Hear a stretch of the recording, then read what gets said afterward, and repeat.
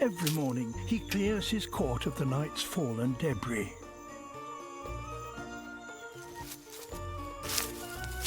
It's a vital chore if he wants to attract a mate. Perfect.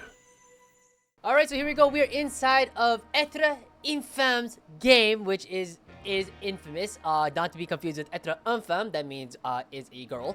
But we are inside. This is actually over on the EU West server for a pretty interesting and nifty game. So this is just for a little bit of context because I don't actually know too much about this player myself. This is a 1000 currently 94 LP EU West challenger player.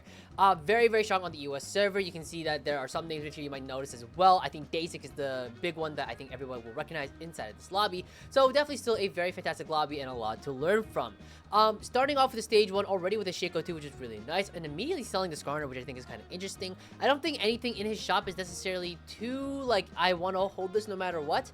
And I think I actually would have preferred to hold the Skarner a little bit, or at least see what dropped out of the orb before selling it first, because otherwise we did get a Augment, and maybe we have some sort of a Boombot something to play around. A lot of Nitro units, not a lot of high quality units to really play from. We have a little bit of like a Syndicate opener here with a sword and the bow, but it does look like right now we're actually leaning into a little bit of some Shaco reroll of all lines, which is kind of interesting. I don't think this is a line that I think a lot of players are leaning into, but it has a lot of times where it can do super well depending on the augments and the sort of situation and units that you are given. Going into 2 augments here, we are given, let's see, I believe this is Scavenger. And then the middle one, I believe, is Worth the Wait. And then the last one is the BF Sword one that everybody knows. So none of these seem too hot, but I think you do want to lean middle here. If you are, like, maybe potentially playing into the Shaco line, you could definitely high roll into, like, the Shaco as well. And I've seen Worth the Wait Shaco 4 actually do a lot of work. So this could actually be a potential super giga high roll. I don't think this one sword component start is really good. It's really only like takeable in my opinion in like the Vi portal where you're given like 2 component anvils, and then you can potentially have like a 3 item carry starting off strong on stage 2 to tempo with. So only time I can really see a justification for the augment. I'll definitely see reroll left and reroll right side to see what is given. Calculated loss is also really good as well. I actually really like calculated loss, and I've been a huge loose streak fan recently.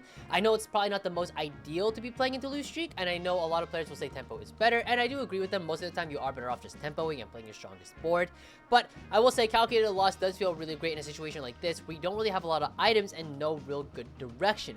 You do have a little bit of like an AD slam direction, but AD usually means playing tempo, so calculated loss wouldn't really fit within that idea.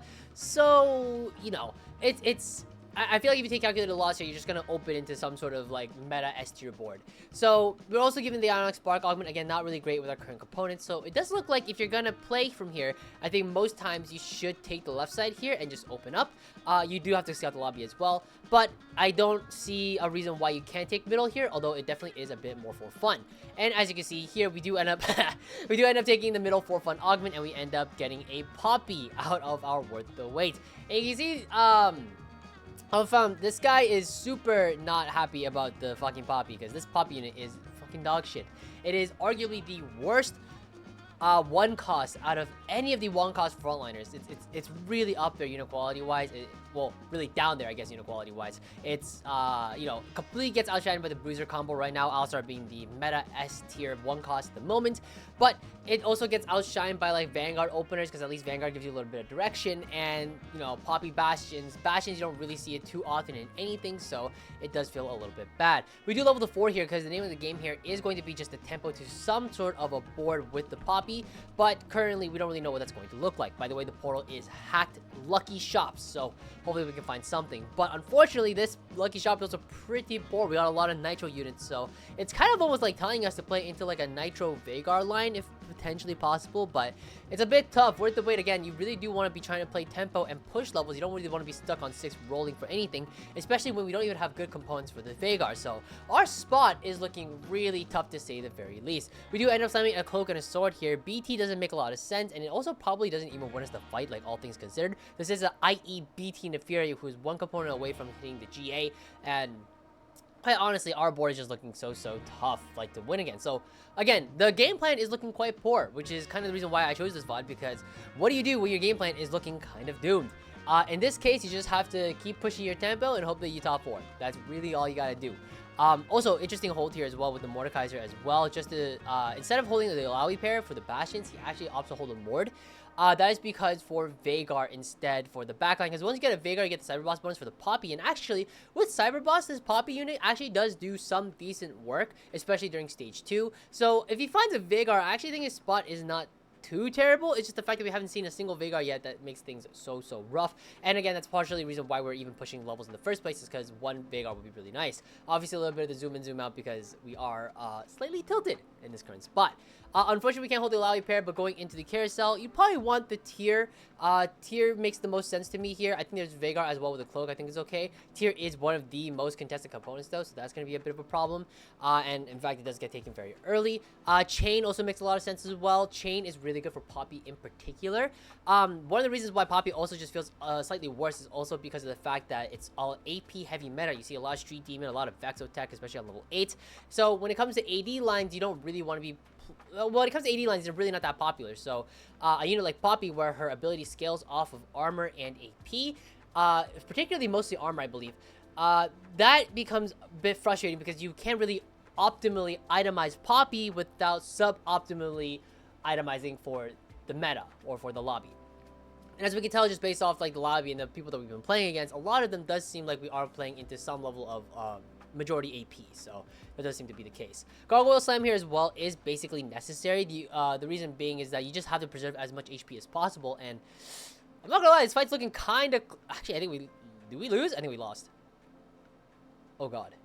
Overtime? Yeah, this is not good. So this bot, this bot is looking real bad, but we are one off Poppy 3, so we at least have that going for us as well. There's a little bit of positioning tech you can do with Poppy as well. The way that her buckler works in terms of her ability is that I believe she throws it at the farthest unit. Somebody can actually, you know what, I probably should have looked that up before I started the video, but luckily I have tactics tools on my right hand monitor, so I quickly see. But she throws a buckler at the farthest enemy within 4 hexes. So you actually want to position Poppy very similar to the way you would position Zed, actually, because here, instead of buckling the Kindred and actually taking it out, he could have actually positioned it closer to the TF here, and then it would have actually been able to buckle the TF and then actually maybe scam out a win. It's a little close to say. It's TF1 though, so not a lot of HP, but it definitely would have been possible. 2 loss here is a bit unfortunate, but we do get the Poppy 3, and I mean, this is our spot. So what's the game plan? Well, when we are in a spot like this, we also have to think about like what is going to be our out, right?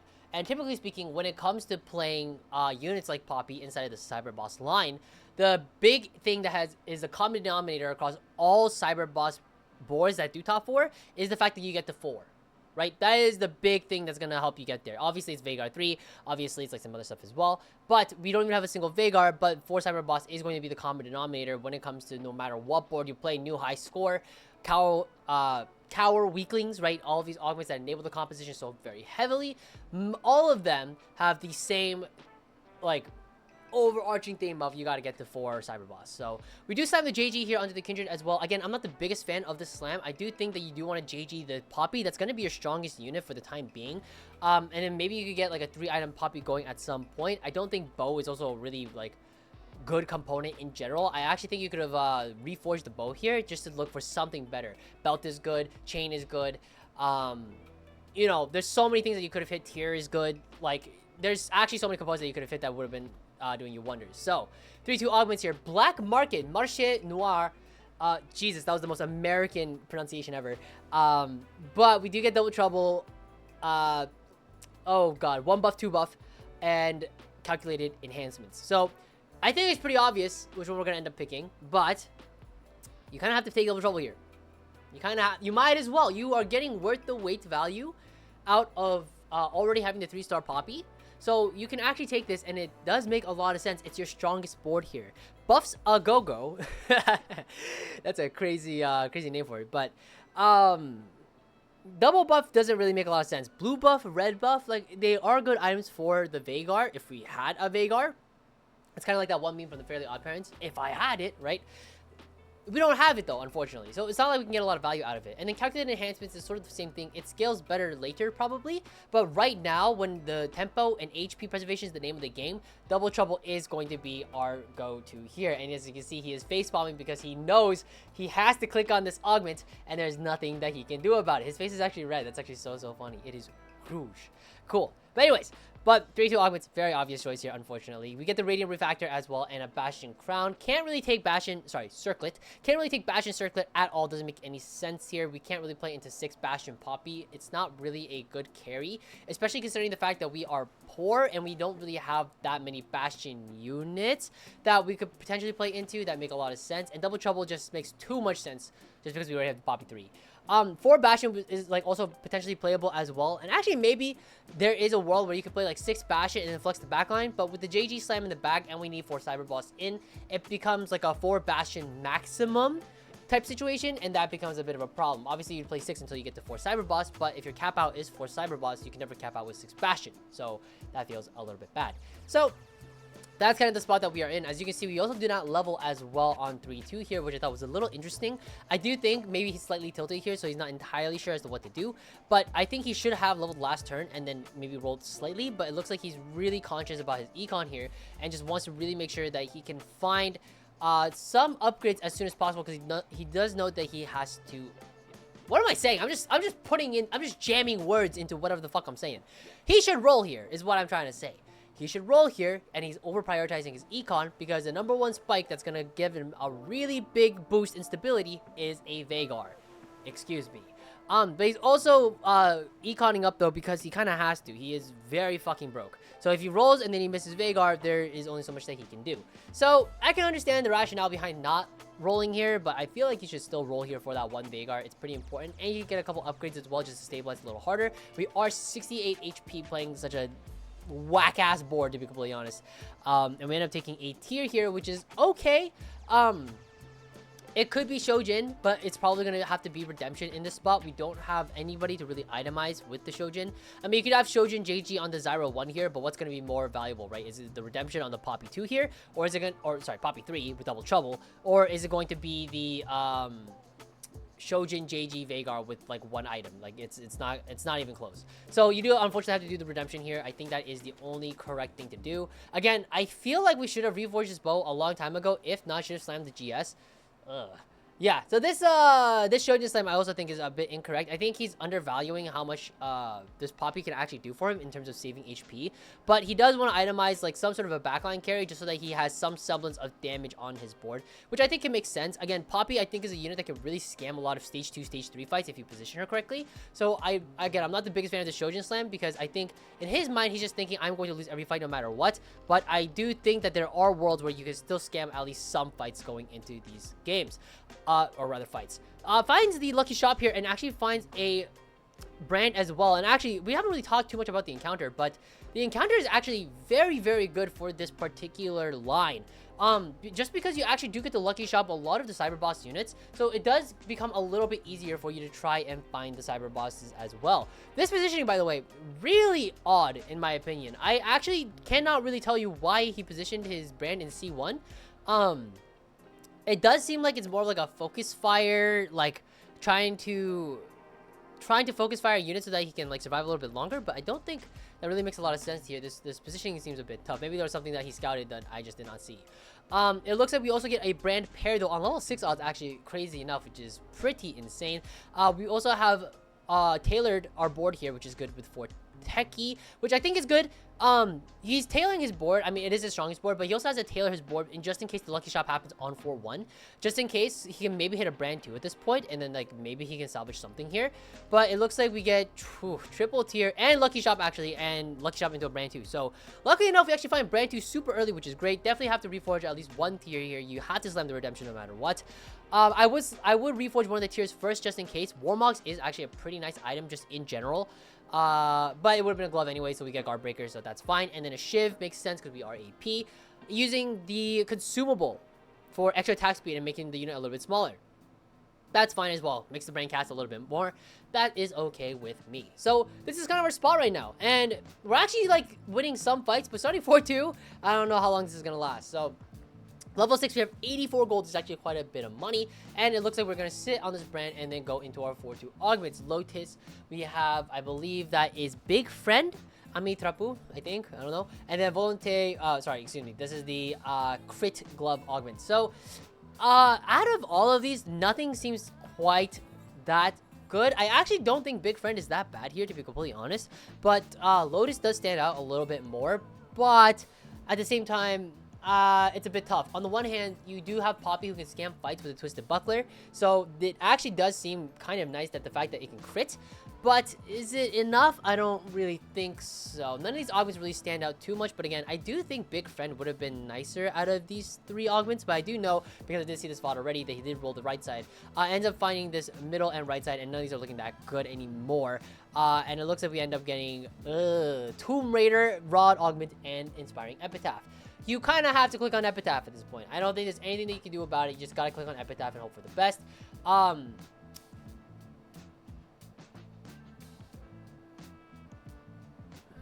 Okay. I mean, I don't know about that one. Interesting choice to take the Rod instead. I can't really tell you why, to be completely honest. It's bonus AP across the board, I believe, which I think is good overall. And then Epitaph is attack speed, but attack speed, like, what does attack speed do for your board? Okay, I'm convinced. He's better than me. Rod is definitely the correct choice here. Damn, I suck. But he also probably has enough attack speed with the fact that he has the consumable on the brand as well. So I can see it definitely being Crown's will. Although, I think it's close, to say the least. Epitaph just makes sure that you get the cast a bit faster. So that's actually kind of nice. But we are still bleeding out, which is really, really tough here. Looks like that we are going to actually find another Poppy too, which is nice, but we do need like a little bit more. More specifically, we actually need a Ziggs, which is why we are rolling so deep. So 1 Ziggs actually, I think, does spike our board quite a bit. And actually, if we can survive until stage 5, it's very possible, well, maybe not until stage 5, but after stage 5, it's very possible for us to lucky shop into a Kabuko and then hope that we can find some semblance of stability. Again, the name of the game is 4 Cyber Boss. If we get this 4 Cyber Boss, our board spikes immensely, even if we are a double trouble Poppy carry here. So, luckily enough, though, we do have the brand too, right? So, at the end of the day, we do have enough damage that we can, like, do something. But, I mean, game's looking pretty bleak, ain't it, babe? Is that a reference to something? Why did I say it like that? Anyways, going into stage 4 carousel. Actually, Kabuko on his side, which is super, super nice along with the glove as well. So it gives us an extra JG, so we can potentially itemize a second carry, which actually sounds pretty good to me. We could actually itemize for our Ziggs if we find one. If I had one, right? But if we do end up itemizing a Ziggs here, 1 Ziggs actually spikes our board immensely. And actually starting from stage 4-5, I believe we are actually going to spike quite a bit as long as we, yep, there it is, find the Ziggs. And there it is, we end up playing this 4 Cyber Boss 4 Techie board. And now, all things considered, I think our board actually might start doing some work. JG onto the Poppy here as well, just to item hold as a 3rd item. That's totally okay. And then I think it is going to have to be 4 Techie here just for the meantime. I think you do... I don't think there's any good way to tech in strategist at this point. You kind of want the strategist, it would be nice, but it's tough to really fit it onto the board, especially with double trouble. I think at the end of the day, our absolutely ideal board is going to be like some semblance of like double trouble Poppy, double trouble Kabuko. You do want the Shyvana in there for Bastion and Techie.